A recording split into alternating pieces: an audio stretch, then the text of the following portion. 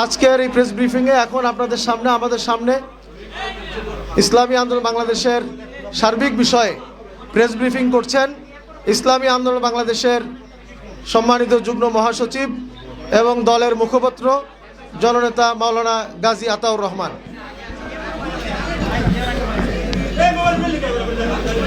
আসসালামু আলাইকুম ওয়া রাহমাতুল্লাহি ওয়া বারাকাতুহু। নাহমাদুহু ওয়া নুসাল্লি আলা রাসূলিল কারীম, আম্মা বা'দ। প্রিয় সাংবাদিক বন্ধুগণ, আজকে শুরুতেই আমি আপনাদেরকে ইসলামী আন্দোলন বাংলাদেশের পক্ষ থেকে ইসলামী আন্দোলন বাংলাদেশের মোহতারাম আমির হযরত পীর সাহেব চরমনায়ের পক্ষ থেকে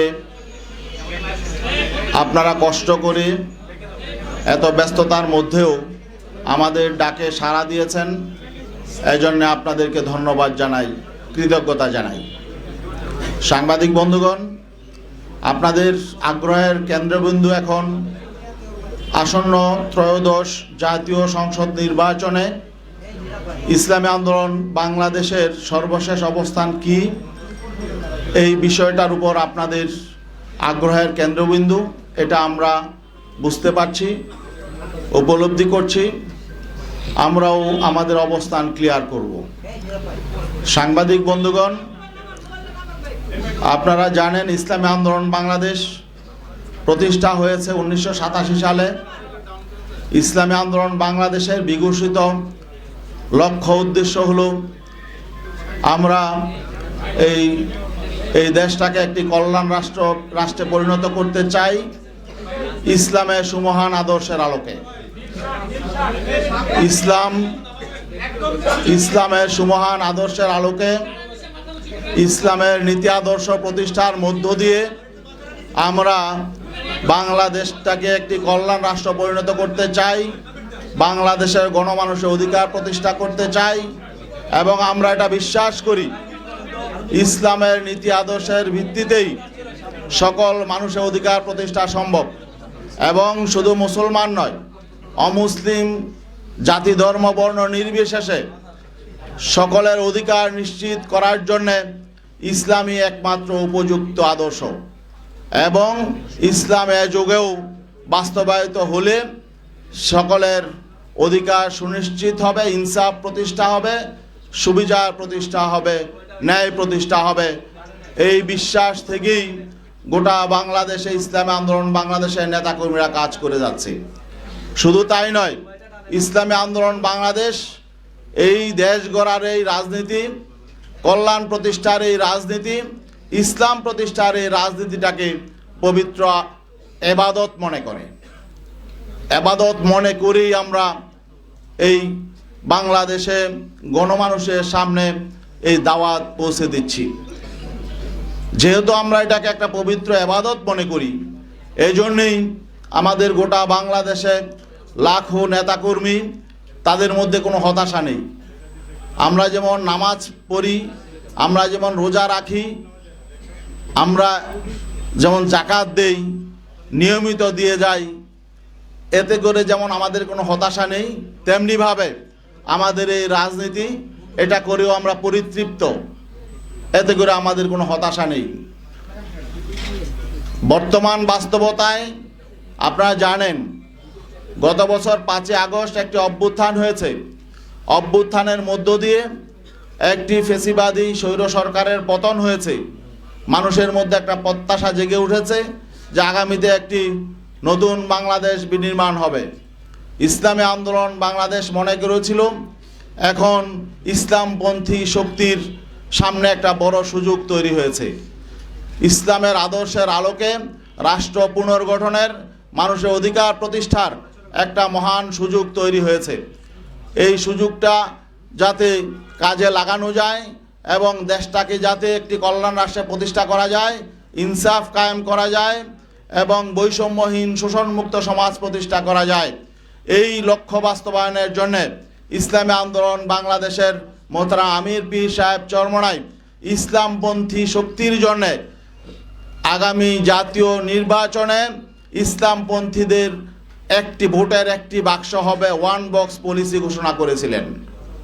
এবং সেই ওয়ান বক্স পলিসির যুগান্তকারী ডাকে সাড়া দিয়ে অনেকেই হুজুরের সাথে সুর মিলিয়ে কথা বলেছিলেন এবং একটা জাগরণ তৈরি হয়েছিল, মানুষের মধ্যে প্রত্যাশা জেগে উঠেছিল।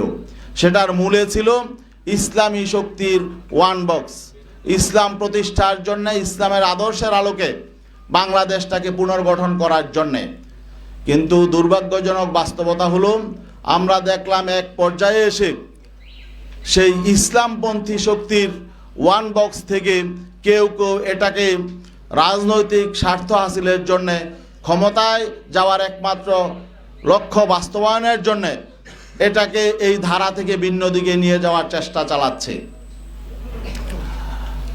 এই জন্যে আমরা ব্যথিত, মর্মাহত। আমরা যেহেতু ইবাদতের রাজনীতি করি, আমরা আমাদের নেতাকর্মীদের সাথে প্রতারণা করতে পারি না। আমরা এদেশের ইসলামপন্থী জনতার আবেগের সাথে আমরা কিছুতেই প্রতারণা করতে পারি না। আমরা যেহেতু ইসলাম প্রতিষ্ঠার জন্যে, ইসলামের সুমহান আদর্শ প্রতিষ্ঠার জন্যে, ইসলামের আলোকে কল্যাণ রাষ্ট্র প্রতিষ্ঠার জন্যে আমরা দীর্ঘদিন যাবৎ এখানে কাজ করে আসছি। আমরা এর থেকে বিচ্যুত হতে পারি না।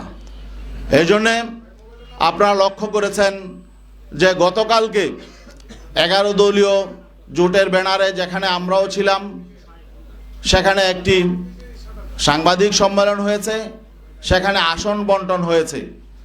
সেখানে আমাদের এই যে দীর্ঘদিনের পথ চলা, 5ই আগস্ট পরবর্তী সারা দেশে আমরা ইসলামপন্থী শক্তি একসাথে করার জন্য যে চেষ্টা সাধনা করেছিলাম, আমরা দেখেছি যে শেষ পর্যায়ে এসে আমাদের যে লক্ষ্য ছিল, সেই লক্ষ্য অর্জিত না হওয়ার একটা সম্ভাবনা তৈরি হয়েছে। লক্ষ্য অর্জিত না হওয়ার একটা শঙ্কা তৈরি হয়েছে। এই শঙ্কা থেকে আমরা চিন্তা করলাম, আমাদের ইসলামের পক্ষের একটি বাক্সকে আমাদের হেফাজত করতে হবে। এই জন্যে ইসলামী আন্দোলন বাংলাদেশ, যদিও আমরা জানি সামনে আমাদের পথ চলা হয়তো মসৃণ নাও হতে পারে, কারণ আমরা ক্ষমতার রাজনীতি আমরা সেভাবে করি না। আমাদের মূল লক্ষ্য ইসলামকে আমরা আগে রাখি। আমরা নীতি আদর্শের রাজনীতি করি। আর এখানে আমরা দেখছি যে নীতি আদর্শের প্রশ্নে, রাজনৈতিক প্রশ্নে, ইনসাফের প্রশ্নে আমরা বৈরিতার শিকার হয়েছি। সেই জন্যে আমরা আজকে আপনাদের সামনে ঘোষণা দিতে বাধ্য হচ্ছি যে ইসলামী আন্দোলন বাংলাদেশ আসন্ন ত্রয়োদশ জাতীয় সংসদ নির্বাচনে যে 270টি আসনে মনোনয়নপত্র সাবমিট করেছে, এর মধ্যে আপিলে 2 জন বাতিল হয়েছে।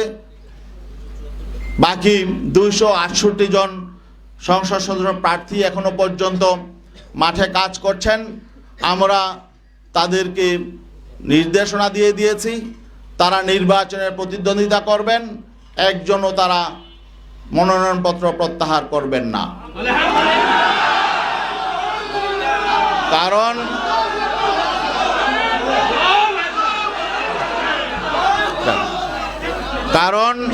কারণ আমরা ইসলামী জনতার যে প্রত্যাশা, যে এখানে একটা বিষয় স্পষ্ট করে বলতে হয় যে আমরা কেন এই সিদ্ধান্তে আসলাম।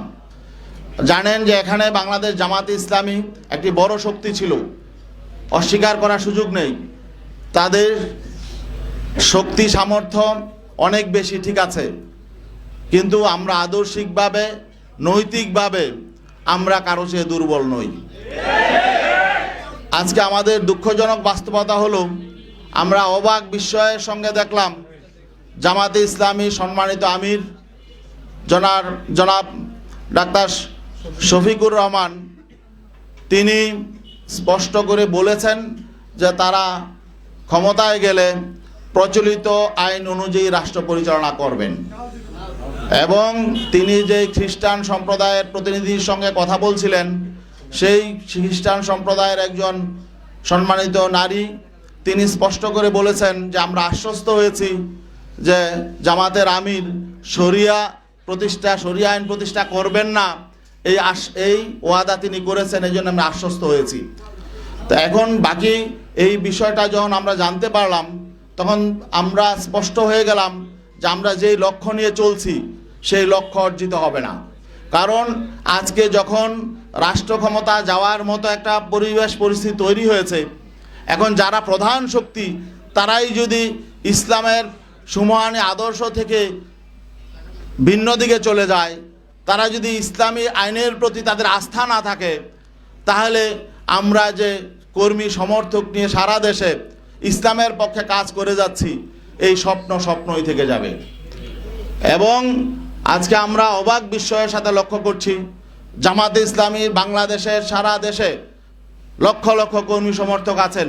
আমরা জানি বাংলাদেশ জামাতে ইসলামী তাদের জন্মের পর থেকে একটা মৌলিক স্লোগান ছিল যে আল্লাহর আইন চাই, সৎ লোকের শাসন চাই। এখন যখন ক্ষমতায় যাওয়ার মতো অবস্থা তৈরি হয়েছে, তখন তারা আল্লাহর আইন থেকে সরে গেলেন। তারা প্রচলিত আইনে রাষ্ট্র পরিচালনা করবেন এই কথা যখন ঘোষণা করলেন, তখন আমাদের প্রশ্ন জাগে যে সারা বাংলাদেশে এই বাংলাদেশ জামাতে ইসলামীর নেতাকর্মীদের এই যে আবেগ অনুভূতি, এই বিষয়টার প্রতি তারা আসলে খেয়াল করে নাই। আমাদের যেটা মনে হয়েছে, তারা ক্ষমতাটাকেই একমাত্র মুখ্য মনে করছে। তো এখন আমরা আসলে তাদের ক্ষমতায় যাওয়ার পথে বাধা হতে চাই না। আমরা বিনয়ের সাথে বলতে চাই, আমরা এই প্রচলিত আইনে বিগত 54 বছর রাষ্ট্র পরিচালিত হয়েছে। এই প্রচলিত আইনে শান্তি প্রতিষ্ঠায়, কল্যাণ প্রতিষ্ঠায় প্রচলিত আইন ব্যর্থ হয়েছে। এই প্রচলিত আইন বৈষম্য তৈরি করেছে। অন্যায় অবিচারের মূল হলো প্রচলিত আইন। অতএব আমরা তো সবসময় বলে আসছি, প্রচলিত আইন পরিবর্তন করে সেখানে আল্লাহর দেয়া আইন এবং ইসলামের সুমহান আইন, যেটা সকলের জন্য সমান এবং ধর্মবর্ণ নির্বিশেষে সকলের অধিকার প্রতিষ্ঠা করবে, আমরা তো সেই আইন প্রতিষ্ঠার জন্য আন্দোলন করি। এখন শেষ মুহূর্তে যদি আমরা দেখি যে আসলে প্রধান যে রাজনৈতিক শক্তি আমাদের সহযোগী শক্তি ছিলেন, তারা যখন নাকি বলছেন যে না, তারা সে আল্লাহর আইনের পথে চলবেন না, বরং প্রচলিত আইনেই তারা রাষ্ট্র পরিচালনা করবেন, তখন আমরা তাদের সহযোগী হওয়ার জন্য আমরা প্রস্তুত নই।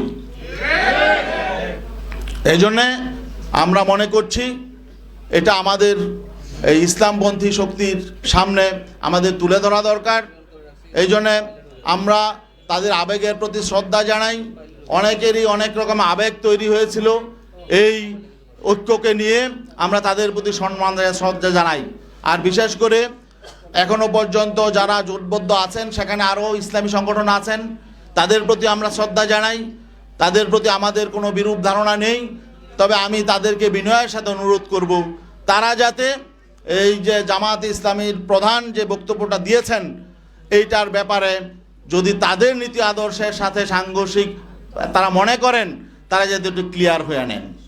আরেকটি বিষয়, এটা ছিল আমাদের আদর্শিক বিষয়, আর একটা রাজনৈতিক বিষয়ও এখানে আছে। কারণ শুধু একটি কারণেই আমাদের অবস্থান নয়, আরও বেশ কিছু কারণ আছে। মৌলিক কারণগুলো আমি বলছি।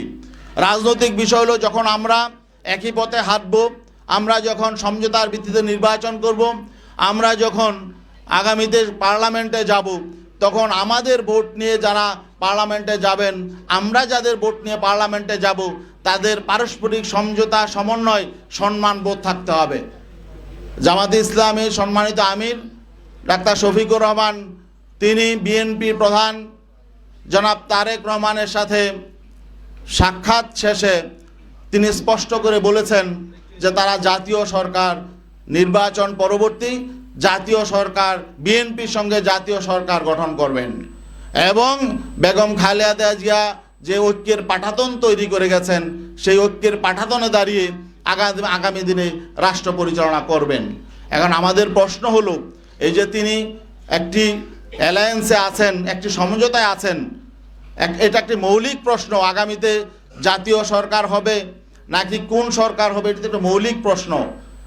যেহেতু আমরা এদের প্রতিদ্বন্দ্বী, একটি প্রতিদ্বন্দ্বী শক্তির সাথে গিয়ে উনি নিজে ঘোষণা দিয়ে আসলেন তিনি জাতীয় সরকার করবেন, তাদের ঐক্যের পাঠাতনে দাঁড়িয়ে রাষ্ট্র পরিচালনা করবেন, তাহলে এখানে আমাদের সাথে তো বিষয়টা তিনি ডিসকাস করেন নাই।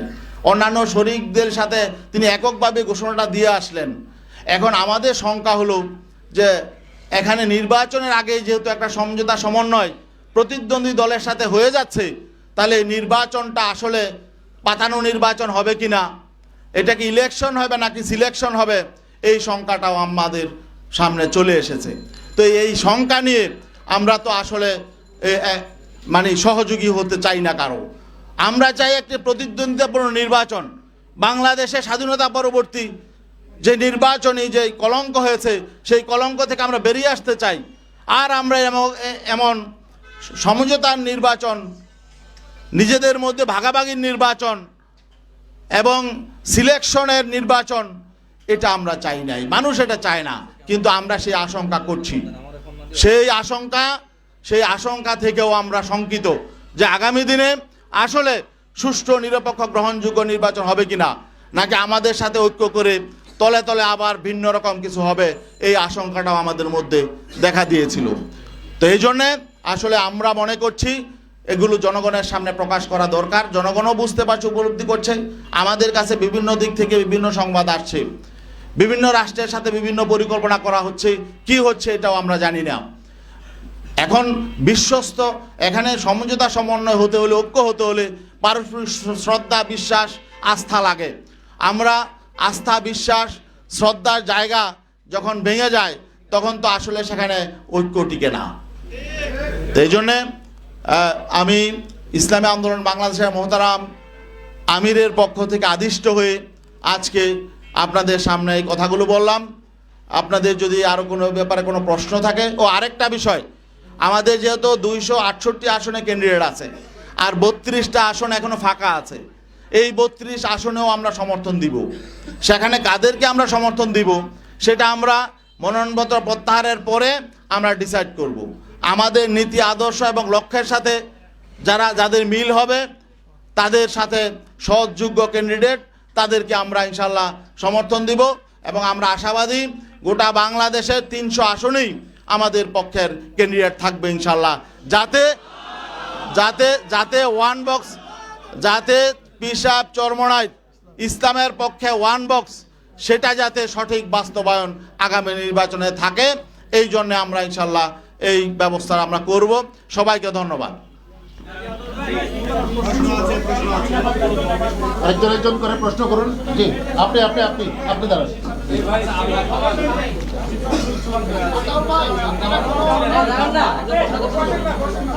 হ্যাঁ, একজন করে। জি, শরিয়া আইন আপনারা বাস্তবায়ন করতে চান, যেটা আমাদের সাথে সাংঘর্ষিক, তারা অবস্থান থেকে সরে গেছে।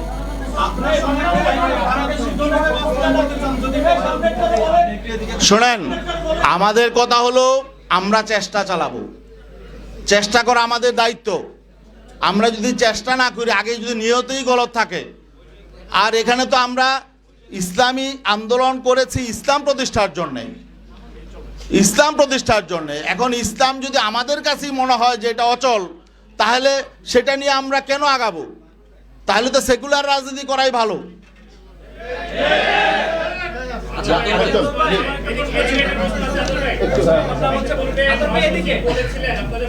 বলেছিলেন যদি ক্ষমতায় যাওয়া হয় জামাতের সঙ্গে আপনারা ধীরে ধীরে জনগণ যেভাবে চাই সেভাবে শরিয়া আইন বাস্তবায়ন করবেন। আপনি এখন যেটা বললেন আগের দিন জামাতে আমিরের বক্তব্যের পরে জামাতের পক্ষ থেকে ওটা ক্লারিফাই করা হয়েছে যে ক্ষমতায় যাওয়ার পরে সঙ্গে সঙ্গে শরিয়া আইন বাস্তবায়ন হবে না, ধীরে ধীরে জনগণের চাওয়ার আপনাদের মহাসচিবের বক্তব্য। আমরা জামাতের আমিরের বক্তব্য যে ব্যাখ্যা দিয়েছে তাদের স্পোকম্যান জুবায়ের সাহেব, সেটা আমরা শুনেছি। তিনি স্পষ্ট বলেছেন যে আমরা প্রচলিত আইন অনুযায়ী রাষ্ট্র পরিচালনা করব। এটার ব্যাখ্যা প্রয়োজন নেই, এটা আমরা বাঙালি সবাই আমরা এই ব্যাখ্যা বুঝি। আচ্ছা ভাই, আপনারা হচ্ছে